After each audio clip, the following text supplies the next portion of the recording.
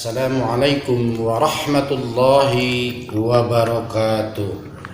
Alhamdulillahilladzi hadana lihada wa ma kunna linahtadiya laula an hadanallah. Asyhadu an la ilaha illallah wa asyhadu anna Muhammadan abduhu wa rasuluhu alladzi nabiyya ba'dah. Hadirin kaum muslimin wal muslimat pendengar suara saya dalam kesempatan ini, marilah kita untuk menyimak yaitu tentang kemanfaatan wudhu dan istimewanya wudhu.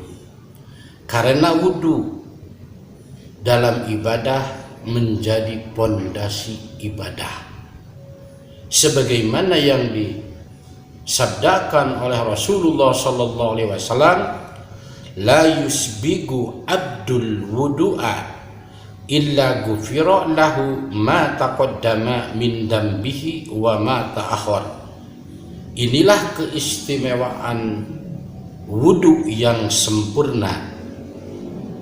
La yusbigu abdu, tidak semata-mata membaguskan seorang abdi atas wudu illa ghufira lahu, kecuali diampuni oleh Allah Subhanahu wa taala orang tersebut ma taqaddama, dosa-dosa yang dulu, min dan bihi, dari dosa-dosanya orang itu, wa ma ta'akhir, dan dosa yang akan datang.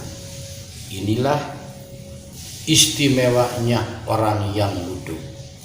Pertanyaannya, apakah kita pada saat ini sudahkah sempurna wudhunya atau belum? Seandainya ada orang yang masih belum merasa sempurna wudhunya, maka marilah kita hasil daripada hijrah itu untuk memperbaiki tentang wudhu. Karena wudhu hukumnya wajib. Berarti kalau hukumnya wajib, tidak mampu melaksanakan yang baik, maka hukumnya dosa. Yang kedua, pesan Rasulullah sallallahu alaihi wasallam, man tawaddo'a fa ahsanal wudu'a kharajat khotoyahu min jasadihi hatta taharuja min adfarihi.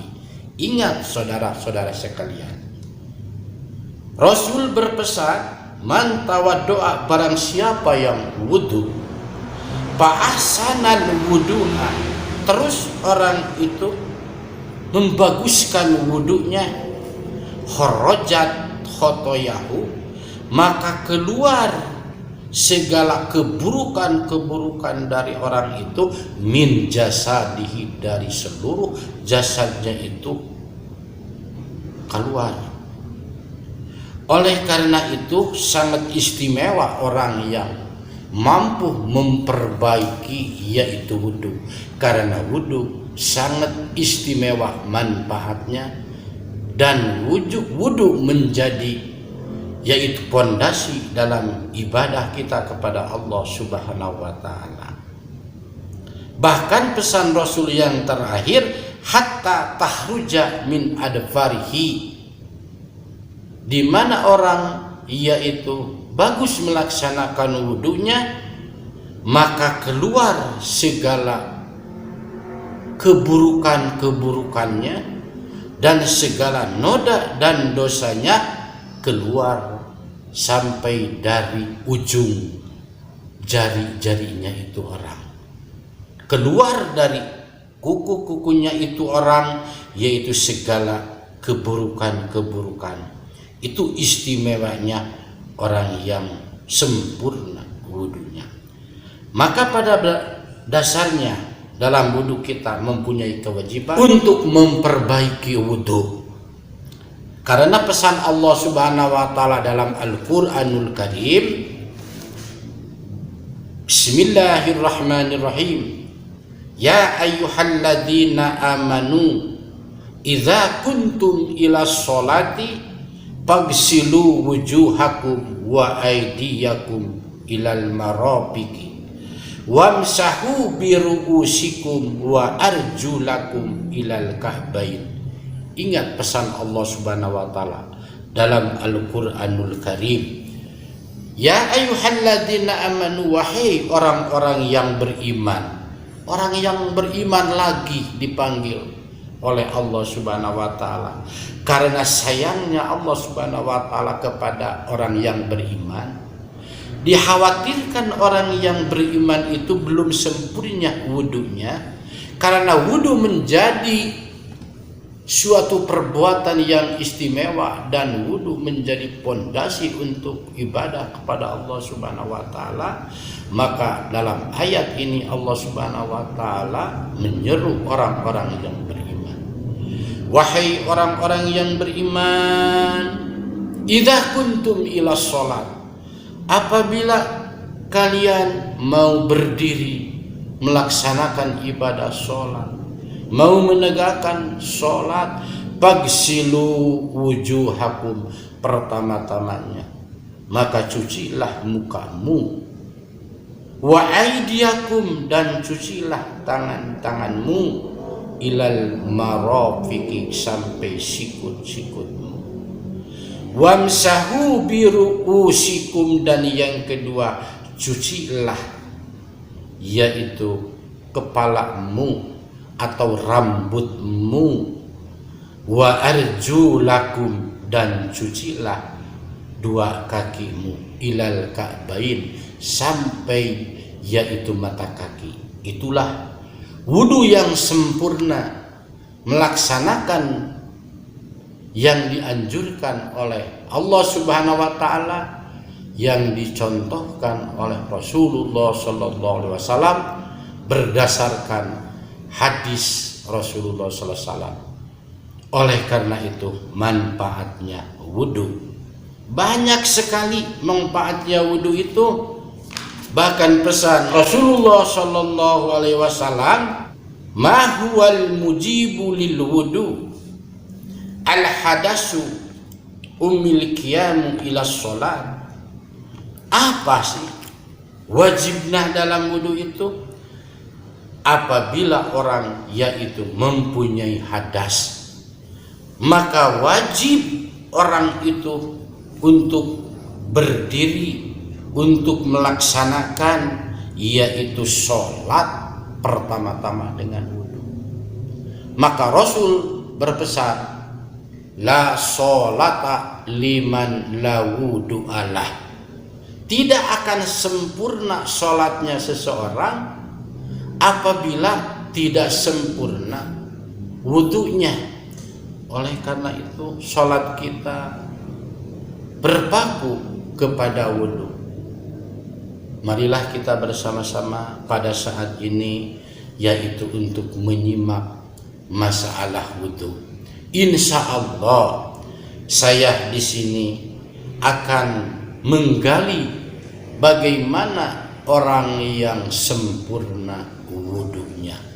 Karena banyak sekali saya memperhatikan di setiap masjid, di setiap musola, memperhatikan orang-orang yang masih belum menurut ukuran ilmu syariat masalah wudunya. Saya merasa mempunyai yaitu kewajiban untuk meluruskan orang yang masih belum sempurna wudunya. Oleh karena itu, marilah kita simak dalam acara ini untuk kita bisa sempurna wudunya dan sempurna sholatnya. Bahkan semua orang itu ingin diampuni dosa oleh Allah Subhanahu wa taala, karena kita umat yang terakhir, umat Rasulullah sallallahu alaihi wasallam, sudah diakui oleh Rasul yaitu ummatun mudnibatun wa rabbun ghafur, umat yang banyak sekali dosa. Tetapi jangan khawatir, Allah Subhanahu wa taala lautan ampunan. Maka oleh karena itu, orang yang hijrah kepada Allah Subhanahu wa taala yang tadi belum bisa melaksanakan wudhu dengan sempurna, marilah kita bersama-sama hijrah kepada Allah. Hasil daripada hijrah kepada Allah Subhanahu wa taala salah satunya yaitu memperbaiki kita pertama-tama pondasi ibadah ke Allah Subhanahu wa taala, yaitu memperbaiki wudhu kita. Karena sholat kita, ibadah kita itu tergantung wudhu kita. Apabila kita sempurna wudhunya, maka insya Allah sholatnya akan sempurna. Kalau kita tidak sempurna wudhunya, jangan sekali-kali mengharapkan sholat itu sempurna. Oleh karena itu, marilah kita untuk bersama-sama belajar sedikit demi sedikit, yaitu untuk memperdalam ilmu agama, ilmu Allah Subhanahu wa taala. Insya Allah dengan wudhu. Karena menurut salah satu hadis Rasulullah sallallahu alaihi wasallam, al ilmu afdalu minal amal. Coba kalau dijabarkan hadis ini, al ilmu afdalu minal amal. Ilmu itu lebih utama daripada segala perbuatan. Kalau kita wudhu tidak pakai ilmunya, kira-kira kumaha? Ada seorang ibu membuat comro, tapi tidak tahu resepnya itu comro. Pertama, dari apa bahan comro itu? Yang kedua, apa isinya comro itu? Yang ketiga, setelah beres comro itu dimakan. Kalau tidak pas dengan resepnya comro itu, enak atau enggak dimakannya. Tetapi kalau tahu masalah resepnya comro itu, bahan bakunya dari singkong, di dalamnya ada yaitu isinya itu ada oncom dengan cengek, digoreng dengan kering, dirasakan oleh kita, dimakan, insya Allah wujud aslinya comro itu terasa. Begitu pula kita menghadap kepada Allah Subhanahu wa taala, ibadah dengan ilmunya. Kalau kita ibadah tidak pakai ilmu, maka ibadah kita akan sia-sia. Seperti yang dialunkan oleh salah seorang ahli syair, seperti berbuat, yaitu nadom, wa kullu man bi ghairi ilmi ya'malu amaluhu la tuqbalu. Sakur jalma ibadah teu jeung ilmuna, amalna teh ditolak teu ditarima. Ceuk bahasa kolot baheula mah capek gawe teu kapake. Ceuk Allah Subhanahu wa taala kahabbaan main suro, ibadah ladang ibadahna maka teu aya bedana sapertikeun abu ditebak angin. Sia-sia ibadah kalau ibadah tanpa ilmunya.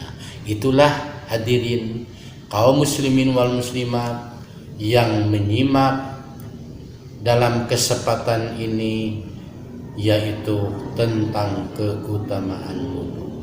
Oleh karena itu, marilah kita hasil daripada hijrah itu, pertama-tama marilah kita untuk memperbaiki wudhu.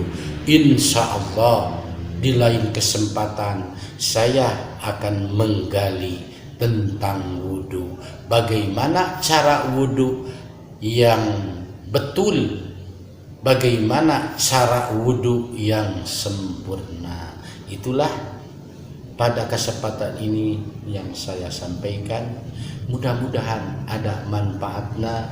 Ajakan saya untuk seluruh kaum muslimin wal muslimat di mana saja berada. Akhirul kalam, wabillahi taufiq wal hidayah. Wassalamualaikum warahmatullahi wabarakatuh.